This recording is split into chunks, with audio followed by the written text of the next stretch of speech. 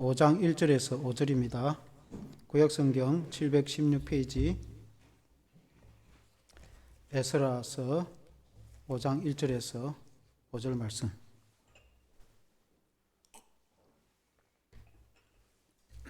교독하도록 하시겠습니다. 선지자들 곧 선지자 학개와 이도의 손자 스가랴가 이스라엘의 하나님의 이름으로 유다와 예루살렘에 거주하는 유다 사람들에게 예언하였더니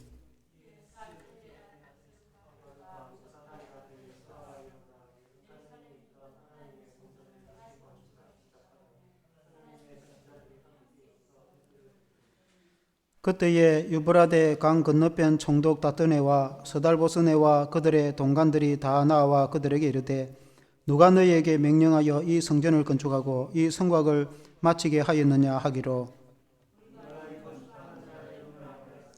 같이 읽겠습니다. 하나님이 유다 장로들을 돌보셨으므로 그들이 능히 공사를 막지 못하고 이 일을 다리오에게 아뢰고 그 답장이 오기를 기다렸더라. 아멘. 할렐루야. 예루살렘 성전 재건이라는 제목으로 말씀을 드리겠습니다. 이 구약 성경을 읽어보면 이스라엘 백성들이 바벨론 포로로 끌려갔다가 예레미야의 예언대로 70년간 고난을 당한 후에 그들이 이제 포로 기한이 있습니다. 포로 기한이 있을 때 3차에 걸쳐서 포로 기한을 하는데 1차는 스룹바벨에 의해서 인도되어지고 2차는 에스라에 의해서 인도되어지고 3차는 느헤미야에 의해서 예루살렘으로 돌아오는데 스룹바벨이 돌아오고 나서 그들은 하나님의 성전을 재건합니다. 에스라는 돌아와서 부흥운동, 신앙의 재건운동을 일으키고 그리고 이제 느헤미야는 돌아와서 예루살렘 성벽을 재건하는 일이 있었습니다. 예루살렘 성전을 재건할 때에도 당시에 강서쪽 총독, 강서쪽이라면 유프라테 강 서쪽을 말합니다. 유프라테 강 서쪽 다뜨네와 많은 총독과 그 동관 관리들이 반대를 하고 방해를 하고 고발을 하고 그래서 16년간 성전 건축이 중단되었다가 그리고 이제 BC 520년에 성전이 재건되어져서 4년 만에 이제 완공이 되어집니다. 성전을 재건할 때 학개와 스가랴 선지자가 대표적으로 하나님의 말씀을 권면하면서 너희가 편백한 집에 거주하면서 하나님의 집은 황폐하게 두느냐라고 권합니다. 그 사람들이 바벨론 포로로 돌아와서 예루살렘 성전을 재건하려고 했으나 반대로 인해서 건축하지 못하고 중단됐을 때 그들이 집을 먼저 지었는데 자신들의 집은 좋은 집을 짓고 살고 있으면서 하나님의 성전은 폐허가 됐는데 그 성전을 재건하지 않고 뭐 하느냐라고 이제 권면했을 때 그들이 하나님의 말씀을 듣고 예루살렘 성전을 재건하는데 우여곡절에 많은 일들이 있었지만은 그러나 하나님의 도우심으로 재건을 완공합니다. 오늘 이제 이 말씀으로 우리가 신앙으로 은혜와 교훈을 받기를 원합니다. 첫째는 성전 재건을 위한 선지자들의 권면이 있었습니다. 에스라 5장 1절 오늘 읽은 말씀에 보면은 선지자들 곧 선지자 학개와 이도의 손자 스가랴가 이스라엘의 하나님의 이름으로 유다와 예루살렘에 거주하는 유다 사람에게 예언하였더니 이렇게 말씀했습니다. 우리가 소선지자 학개와 스가랴서를 읽어보면은 하나님의 성전을 재건하는 것을 권면합니다. 이 두 선지자는 바벨론 포로에서 돌아와서 있는 백성들에게 하나님의 말씀을 전하는 선지자였는데 특히 그들의 시대에는 예루살렘 성전을 재건하는 일을 권면하는 말씀이 이 학개와 스가랴서에 자세히 나와 있습니다. 특히 이제 학개에서 1장 3절 4절에 보면은 여호와의 말씀이 선지자 학개에게 임하여 이르시되 이 성전이 황폐하였거늘 너희가 이때에 판백한 집에 거주하는 것이 옳으냐 그렇게 말씀했습니다. 그러니까 예루살렘 성전은 무너져서 폐허가 되어 있는데 너희 집은 반듯하게 집을 지어서 사는데 편하게 지내고 있으면 마음이 편하겠느냐 이제 그런 뜻이죠. 그래서 하루속히 성전을 재건하라 그런 의미겠죠. 하나님이 학개 선지자에게 주신 말씀입니다. 그들이 이제 BC 586년에 바벨론에 의해서 예루살렘이 멸망이 당할 때에 예루살렘 성전이 폐허가 되어 무너져 버렸습니다. 예루살렘 성전 안에는 다 금으로 칠해졌습니다. 그래서 바벨론 군사들이 금을 캐가기 위해서 성전을 무너뜨리고 폐허가 되고 그렇게 해서 무너져 있는데 70년간이나 그 하나님의 성전이 무너져 있었습니다. 그래서 그들이 포로에서 돌아왔을 때 하나님이 회복시켜 주시고 신앙과 종교도 회복시켜 주시고 그들이 성전을 재건할 때에 바벨론 제국은 멸망을 하고 바사 페르시아 제국이 들어서서 페르시아 제국의 통치 원칙은 소수민족이 고향으로 돌아가라. 그리고 소수민족 종교와 신앙은 인정하고 그들이 신전을 짓든 그들이 성전을 짓든 짓는 것을 자유케 하라. 그렇게 이제 고레스가 칙령을 내렸던 것입니다. 그들이 이제 바벨론 포로에서 돌아와서 1차 스룹바벨과 백성들이 돌아와서 이듬해에 성전을 지으려고 했습니다. 성전 기초를 놓고 고레스의 칙령에 의해서 그들이 하나님의 성전을 지으려고 했는데 강서쪽 총독 다뜨네, 이 강서쪽은 조금 전에 말씀드렸다시피 그 유프라테스 강 있는 서쪽에 중동, 아라비아 그리고 그 일대를 다스리는 나라 총독이 다뜨네인데 그 다뜨네와 그리고 이제 그들의 관리들이 이제 고발을 하고 황제에게 고발을 하고 또 짓지 못하도록 성전을 짓지 못하도록 온갖 방해 공작을 다 했습니다. 그래서 백성들이 성전을 못 짓겠구나 이렇게 생각하고 옛날에도 우리가 교회당 지으려고 하면은 주변에 많은 사람들이 방해를 한다든지 그렇게 어떤 경우는 성전을 짓지 못하고 중단되는 경우도 있고 막 그런 일이 있었습니다. 그래서 백성들이 이제는 성전을 못 지으니까 우리 집이라도 짓자. 그래가지고 자기들 집을 다 지어 깨끗하게 이제 포로에서 돌아왔으니까 새 집을 지어서 잘 살고 있었습니다. 그러나 성전은 짓지 못하고 있을 때에 그 학개서 1장 6절에 보면은 너희가 많이 뿌릴지라도 수확이 적으며 먹을지라도 배부르지 못하며 마실지라도 흡족하지 못하며 입어도 따뜻하지 못하며 일꾼이 싹을 받아도 그것을 구멍 뚫어진 전대에 넣음이 되느니라. 그러니까 너희가 하나님의 저는 폐허 가운데 있는데 그에 무관심하게 살아서 너희들이 아무리 땀 흘려 일한다 해도 결국은 전대에 뚫어진 그런 주머니에 돈을 넣는 것과 같이 쌓이지 않을 것이다. 그렇게 이제 말씀한 거죠. 오늘 말하면은 학생들이 아무리 열심히 공부해도 안 될 거다.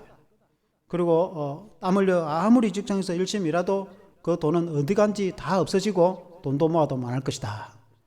왜냐하면은 하나님을 먼저 생각하지 않고 하나님의 교회를 먼저 생각하지 않고 자신들이 먹고 살 일, 자신들의 앞날 걱정만 하고 자기 일만 돌보면 그렇게 된다. 그 말입니다. 그래서 오늘날에도 우리가 그렇다고 해서 학생들이 공부도 안 하고 교회 와서 봉사만 하고 집사들이 직장도 안 나가고 교회 와서 봉사만 하라. 그런 뜻이 아니라 당연히 직장인은 가서 땀 흘려 열심히 직장 일을 하고 학생들은 학교 가서 공부를 열심히 하되 주의 일에 관심을 가져야 된다.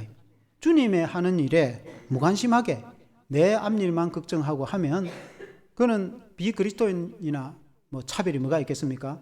그래서 우리 그리스도인은 너희는 먼저 그의 나라와 그의 의를 구하라. 그리하면 이 모든 것을 너희에게 더해 주시리라 말씀처럼 우리는 두 개 다를 해야 되는 거죠. 주님의 교회에 해야 될 일을 최선을 다하면서 학생 같으면 열심히 공부도 하고 직장인들은 땀 흘려 일하고 우리가 맡은 일을 감당할 때 하나님께서는 복에 복을 더해 주셔서 우리의 하는 모든 일이 행통하게 될 줄로 믿습니다.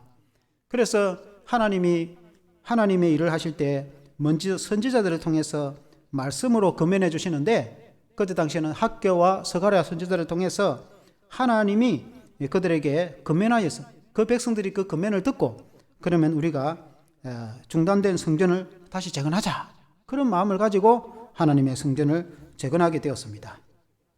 두 번째는 성전 재건을 위한 지도자들의 헌신입니다.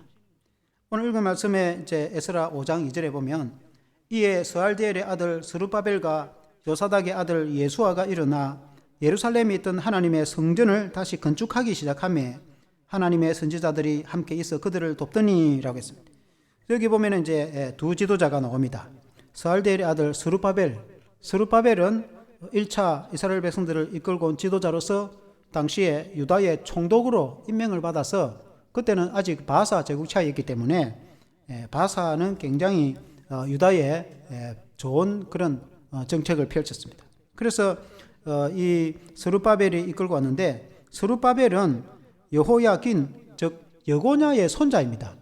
이스라엘 백성들이 바벨론에 3차 걸쳐서 포로로 끌려가는데 그들이 여호야김 때 한번 끌려가고 여호야긴 그리고 마지막 시드기야 때 586년에 포로로 끌려가 3차로 끌려가는데 그 두 번째에 여호야긴, 그거는 이제 원래 이름이 여고냐인데 마지막 시드기야의 전 왕이 여호야긴입니다. 그 여호야긴의 손자가 스룹바벨입니다. 스룹바벨이 왕통이죠, 왕족이죠. 그 스룹바벨이 이스라엘의 지도자가 되어서 당시에 유다의 총독이 되어서 다스리고 있었습니다. 그 당시에 제국차였기 때문에 총독은 거의 왕과 같은 수준입니다. 그래서 그 지도자인 스룹바벨을 통해서 하나님께서 힘을 주시고 하나님이 용기를 주시고 하나님의 성전을 재건하는데 하나님이 일하신다, 그 말입니다. 그리고 한 사람이 예수아라고 나옵니다. 예수아는 여호수아를 말합니다.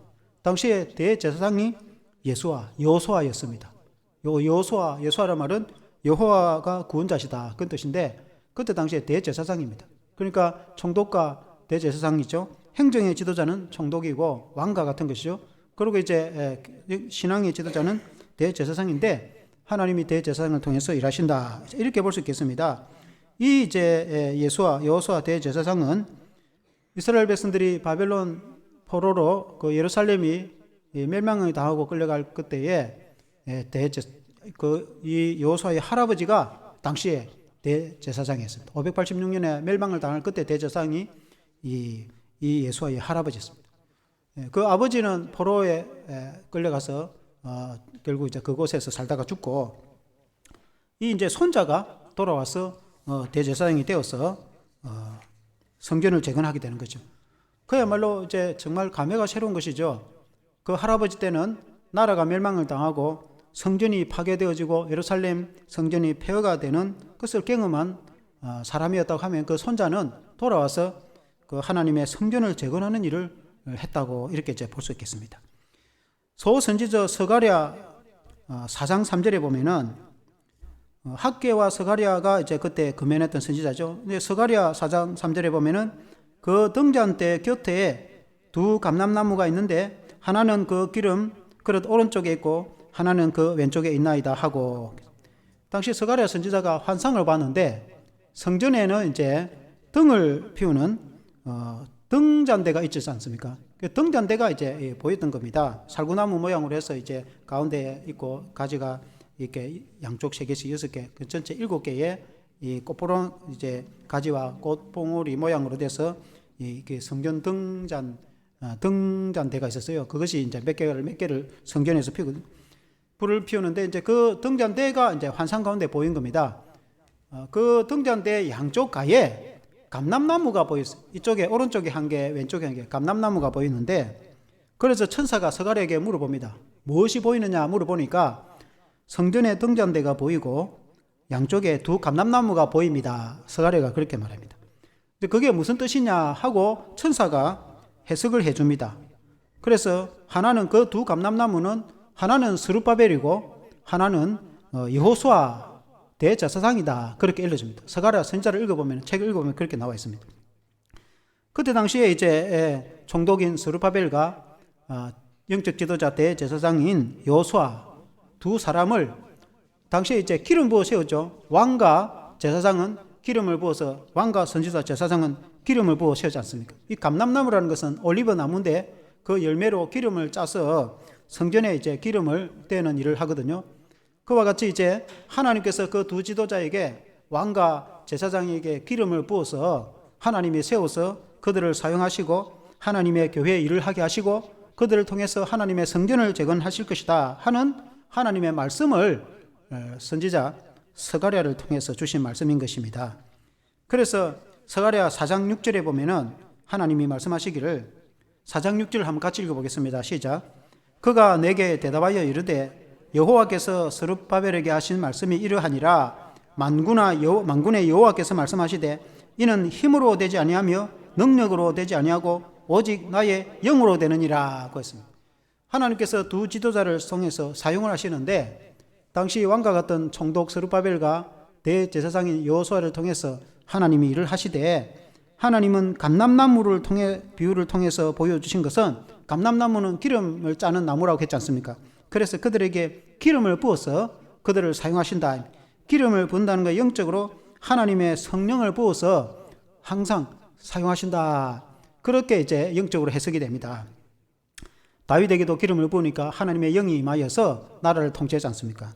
그래서 하나님께서 기름을 부어서 하나님께서 사용하시는데 그것은 하나님의 일은 하나님의 성령으로 되어진다.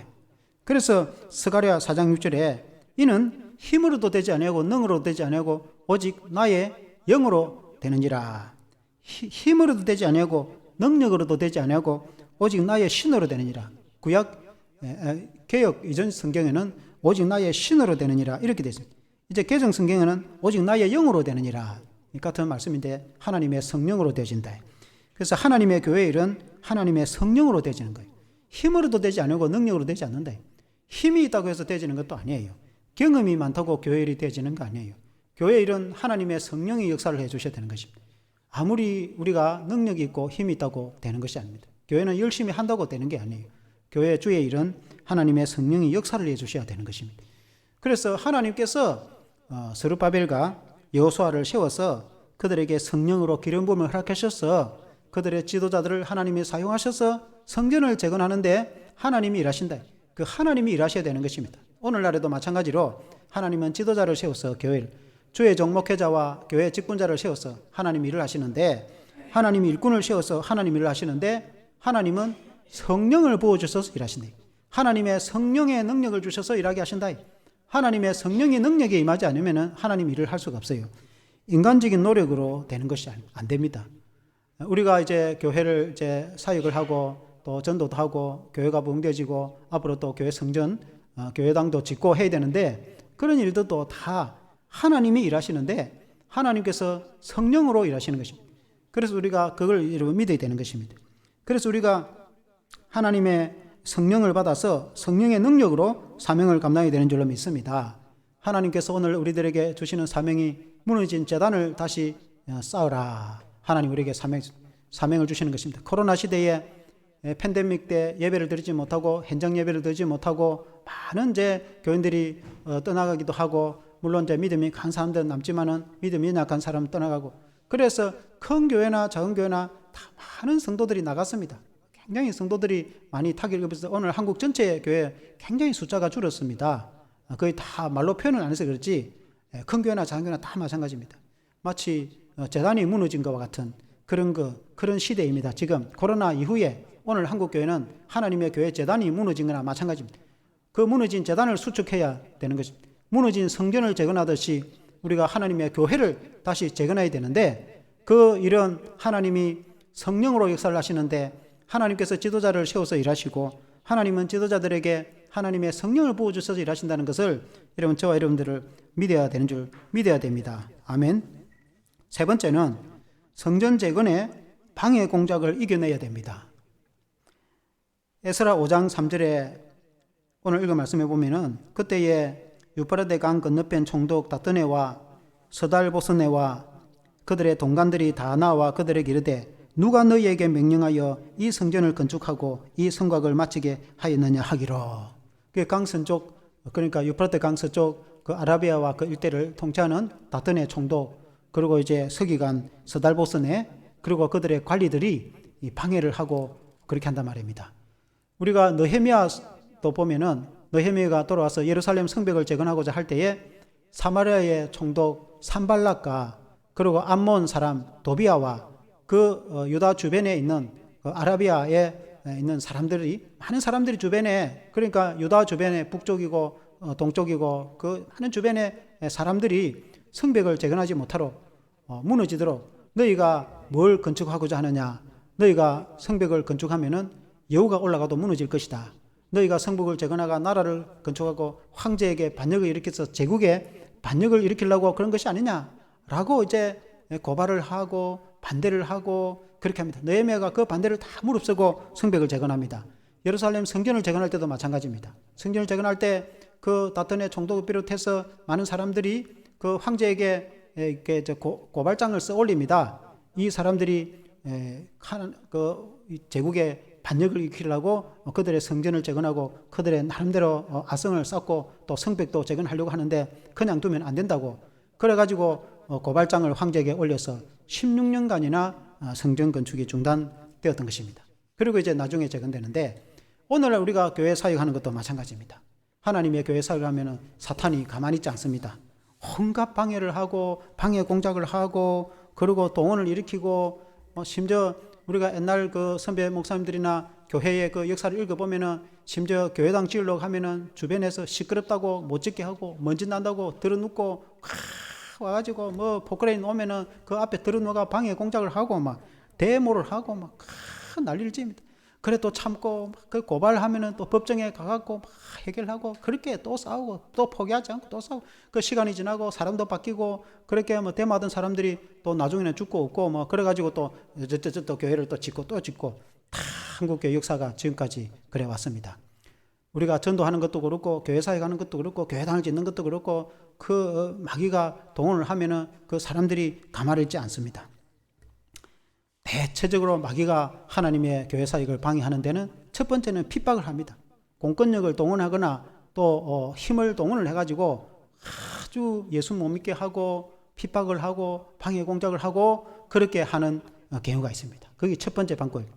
그게 안 통하면 보통 성도들은 핍박하면은 더 이렇게 악에 받쳐가고 더 예수 잘 믿고 막 핍박하고 심지어 옛날에는 두드려 맞고 그랬다면 우리 시대는 뭐 그렇게 두드려 맞지는 않지만은 우리 시대는 주로 말로 예수제이들 뭐 교회 가서 조상도 모르고 제사도 안 지내고 온갖 불호 자식으로 그렇게 비판하고 욕을 하고 했지만은 우리 옛날 선배 때는 실제로 두드려 맞았어요. 발로 밟히고 몽댕이 두드려 맞고 돌에 맞고 그래도 포기하지 않고 예수를 믿었죠. 그러나 지금 시대는 뭐 교회 가고 예수 믿는다고 해서 누가 뭐 비판하는 사람도 거의 없고 뭐 그렇게 하지만 그러니까 오히려 더 믿음이 더 약해지고 핍박을 받고 고난을 당하면은 교회 와서 눈물을 흘리고 기도하고 더 믿음이 이제 강해지고 성장하는데 지금은 가만 안 놔두면 오히려 더 믿음이 해이해져 버리는 거예요. 그래서 이제 사탄의 전략은 두 번째 전략은 미혹을 합니다. 핍박을 해가지고 오히려 더 믿음이 강해지니까 오히려 지금은 반대로 온갖 죄와 타락으로 어울려지도록 광명한 천사 같이 그야말로 아름답고 화려한 그런 모습으로 아주 이렇게 좋은 모습으로 아름다운 그런 모습으로 미화하고 그래서 그게 이제 속으로는 죄가 가득 차 있는데 그게 다 타락해가지고 결국 예수 못 믿고 그렇게 이제 죄책감에 교회를 떠나게 만들고 그렇게 이제 그거 다 사탄의 전략입니다. 오늘날 우리가 여러 가지 이제 동성애나 낙태나 그런 일들 보면 알잖아요. 아주 뭐 얼마나 좋은 말로 그 이제 뭐 낙태 같은 경우는 부모를 끈으로 그 어머니를 보호해야 되기 때문에 아이를 죽여서 어머니를 보호한다는 거. 어머니를 보호하기 위해서 아이를 죽여야 된다. 어찌 보면은 좋은 말. 만일에 아이를 낳다가 그 어머니가 죽을 것 같으면은 어쩔 수 없이 태아를 이제 유산시키고 사람의 생명을 짓게 되지만 그런 경우에는 지금 법으로도 허용이 된단 말이죠. 그러나 겉으로는 그런 말로 하지만 실제로는 그런 게 아니고 온갖 죄 가운데 원치 않는 아이가 생기면 다 낙태하기 위해서 그냥 그 법을 만드는 거죠. 뻔한 거 아닙니까? 최근에 이제 이태원 사건에 할로윈 축제가 있어가지고 156명 젊은이들이 압살을 당해서 죽였습니다. 원래 할로윈 축제라는 것은 저 유럽과 영국, 유럽의 켈트족의 전통적인 그런 문화 축제입니다. 켈트족은 유럽의 기독교가 들어가기 전에 그 토속 그들의 자기들의 그 어떤 문화입니다. 10월 마지막 혹은 11월 달쯤 되면은 그때는 이제 저승에 같은 영혼이 돌아온다라고 이제 그들이 생각해요. 그래서 그들을 못 돌아오도록 하기 위해서 쫓아내기 위해서 아주 흉악한 귀신 모습을 해가지고 귀신이 오니까 귀신 모습을 해가 쫓아내야 된다. 그러니까 온갖 귀신 형상으로 뭐 이렇게 뭐 마귀 형상을 해가지고 탈을 뒤집어 쓰고 또 이게 분칠을 해가지고 그렇게 쫓아내는 풍습이 있었는데 왜 그런 걸 하는지 모르겠어요. 내 개인 생각으로는 그때 지금쯤 되면은 곡식 추수가 거두어가지고 과일하고 열매를 창고에 쌓아놓으면은 사람들이 그때는 못 살고 옛날에 그렇게 도둑질 해가고 강탈을 해가 한다는 거죠. 그걸 창고를 지키기 위해서 아주 무서운 행상을 해가지고 그들이 적이 오는 것을 보호하기 위해서 곡식을 보호하고 과일을 보호하기 위해서 그렇게 했지 않겠는가. 뭐 귀신이 오기는 뭐 오겠습니까? 그러니까 이제 그거는 이제 어쨌든 이건 내 개인 생각인데 하여튼 그 켈트족의 풍습이 이제 이었는데 그러나 우리가 이제 기독교 서구 복음이 들어가고 예수님을 믿으면은 뭐 예수님 이름으로 뭐 귀신을 쫓아내는 것이지 뭐 그렇게 한다고 되는 것도 아니고, 우리나라 사람들도 뭐 조상신이 오면은 맞이하고 절하고 오히려 제사 지내는데 그 조상신을 쫓아내고 할 필요 없는 거 아닙니까? 근데 그게 이제 미국으로 또 저기 캐나다로 건너갔다가 한국으로 이제 와가지고 한국에서 좀 이렇게 태폐 문화와 연결이 돼가지고 탈을 쓰고 혹은 그 아주 그 좀 야한 이런 이제 분장을 하고, 그래서 이제 먹고 마시고 축제를 해서 이태원에서 축제를 하고 한다 이 말입니다. 그런데 그 좁은 골목에 사람들이 너무 많이 몰려가지고 그 일방통행이면 괜찮을 건데 그게 내려오고 올라가고 맞물려가고 오다가도 못하고, 그래가지고 소방서 대원이 가서 경찰 직원도 있었어. 현장에 경찰이 빠져나가라고 외치면은 주위에 음악 소리 너무 커갖고 그 소리도 들리지도 않고, 그리고 경찰하고 소방이 출동을 해가지고 그걸 하면은 분장한 줄 알고 아무도 그 말 들어주지도 않고, 그 뭐 압사대 그 젊은 사람들이 복잡해서 위험하면은 빠져나가야지 왜 그 안으로 또 들어가도. 그러니까 물밀듯이 빨리 들어가갖고 오도가도 못하고, 그래서 얼마나 마음이 아픕니까? 대부분이 20대 젊은 청년들이, 새파란 젊은 우리 자식 같은 청년들이. 그거는 이제 많은 경우는 그냥 구경하러 갔겠죠. 많은 다수는 그냥 축제니까 구경하러 간 거단 말이에요. 그 사람들이 뭐 다 나쁘거나 그런 건 아니죠.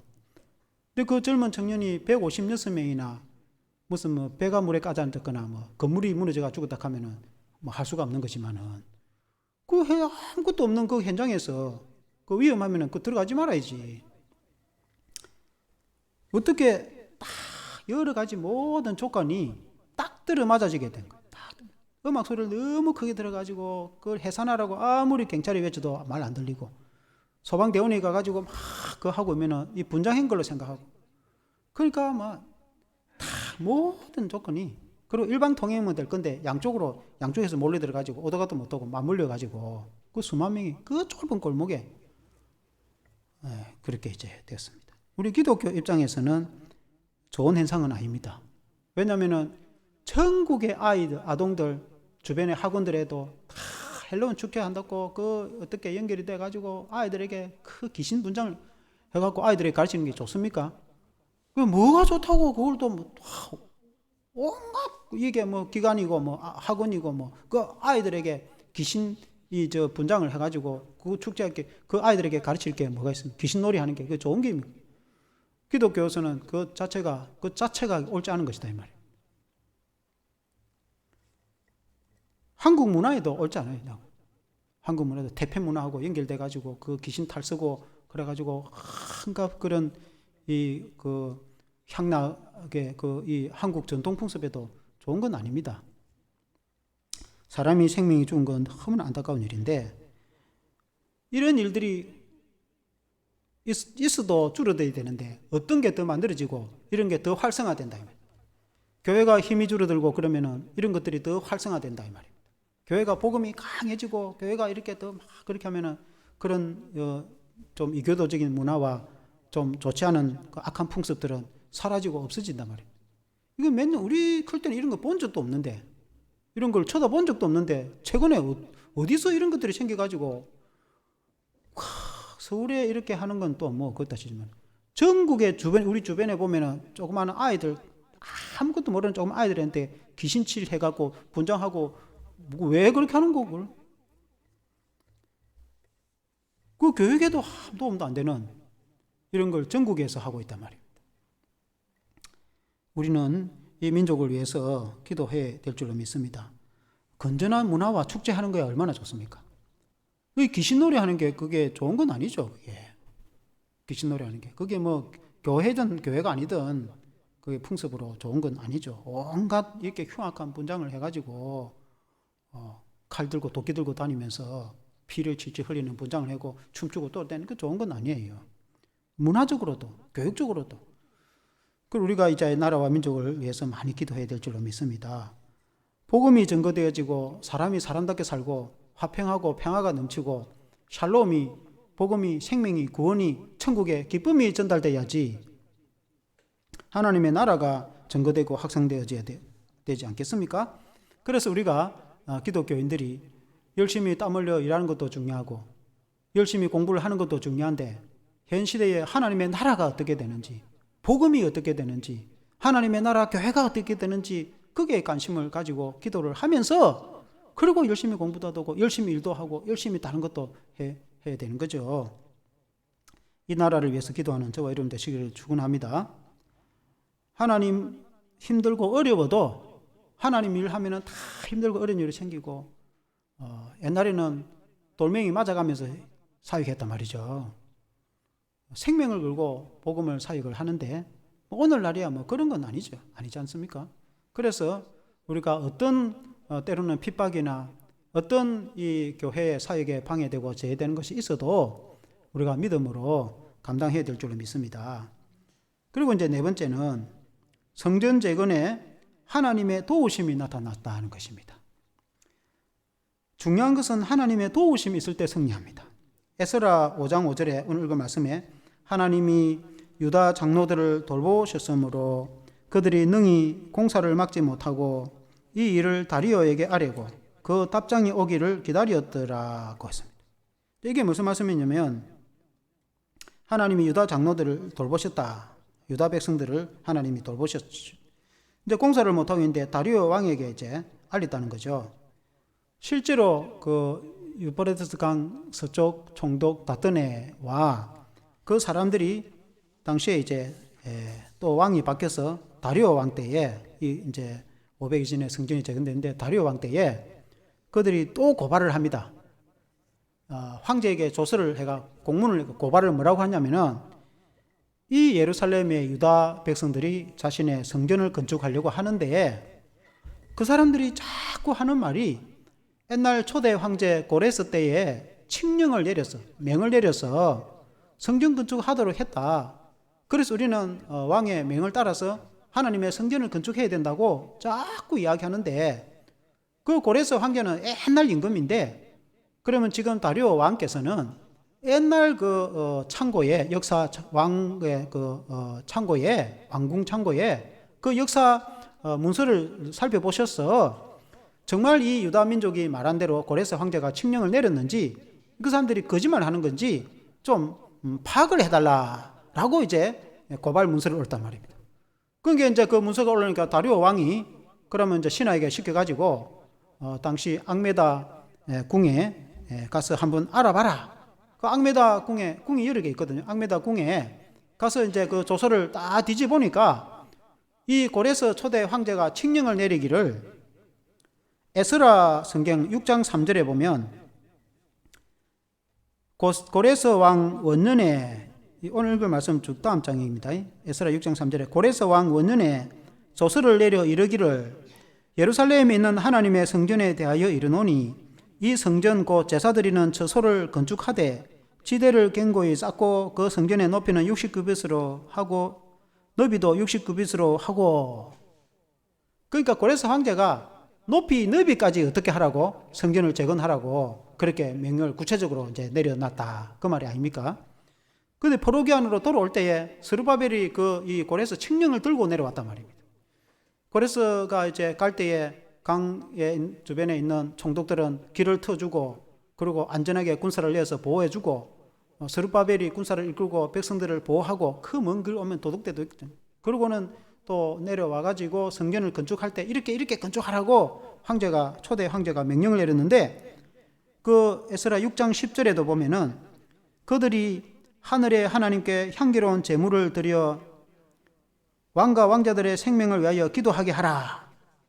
그러니까 그들의 성전을 짓는 데에 건축비도 필요한 목재와 자금도 되어주고 소금은 무한정 되어주고 그리고 필요한 물자도 공급해 주고 그들이 성전을 건축을 해서 하나님께 제사를 드리고 왕과 왕자들을 위해서 기도하게 하라. 그러니까 유다 민족이 그들의 성전을 건축해서 당시에 이제 왕궁을 위해서 기도하도록 이 좋은 일을 갖다가 방해하지 마라. 그렇게 왕자들을 위해서 기도하도록 그렇게 명을 내렸다 이 말이죠. 그리고는 심지어 6장 11절에 보면은 또 내가 또 고레스가 명령을 내린 그 기록입니다. 내가 또 명령을 내리노니 누구를 막론하고 이 명령을 변조하면 그의 집에서 들보를 빼내고 그를 위에 메어 달게 하고 그의 집은 이로 말미암아 거름더미가 되게 하라. 만일에 성전 건축대에 방해하면은 그 집에 들보를 빼서 그 집을 무너뜨려 버리고 그 집을 거름더미로 만들고 그는 매달아 죽여라. 어느 누구도 예루살렘 성전을 재건하는데 방해하지 마라 라고 고레스가 칙령을 내렸다. 이걸 보니까 다리오가 깜짝 놀라는 거죠. 다리오 왕이. 심지어 보면은 그 제사 드리는 제물도 공급해 주라. 소나 양을 공급해 줘 가지고 마음껏 제사 드리도록 하고, 그리고 이 왕궁을 위해서 안전하게 이 나라와 제국을 위해서 기도하라고 그렇게까지 했단 말이죠. 그리고 그를 방해하는 자는 절대로 가만두지 말고 처단하라 라고 명령을 내리니까 다리오 왕이 깜짝 놀라 가지고 덧붙입니다. 다리오 왕이 답신을 그 다뜨네에게 내리기를, 너희는 유다 주변에 있는 총독들은 절대로 성전 건축하는데 방해하지 마라. 만일에 누구든지 방해하면은 그를 처단하고 그 집을 거름더미로 만들어 버릴 것이다. 그에 필요한 모든 물자도 공급해주고 안전하게 보호해주라고 덧붙여가지고 다리오가 필요한 재물도 공급해주라고 그렇게 이제 다리오가 명을 내리니까 그 주변 사람들이 이제는 꼼짝 못하는 거죠. 그래서 이제 BC 520년에 성전 재건을 시작해서 4년 만에 공사가 완공이 되어졌는데, 하나님의 손이 왕의 마음을 움직여서 그렇게 큰 역사가 일어났다는 것입니다. 하나님께서 역사를 하셔서 그 주변의 사람들과 지도자의 마음을 움직여서 역사하시고 일하신다. 하나님이 도우셔야 되는 겁니다. 그래서 교회 일, 주의 일도 하나님이 도우셔야, 하나님이 역사를 하셔야 돼. 주변 사람들의 마음도 움직이고 여러 가지 상황과 환경을 우리 하나님이 주관해 주셔야 되는 거예요. 그래서 그 하나님의 도움의 손길을 의지해야 되는 줄로 믿습니다. 그래서 이제 결론으로 하나님의 손길을 의지하고 우리가 주께서 우리에게 맡긴 사명을 감당해야 된다. 오늘날 사역에도 우리 주님이 우리에게 힘을 주시고 우리 주님이 우리와 함께 하실 때에 우리가 감당할 수가 있습니다.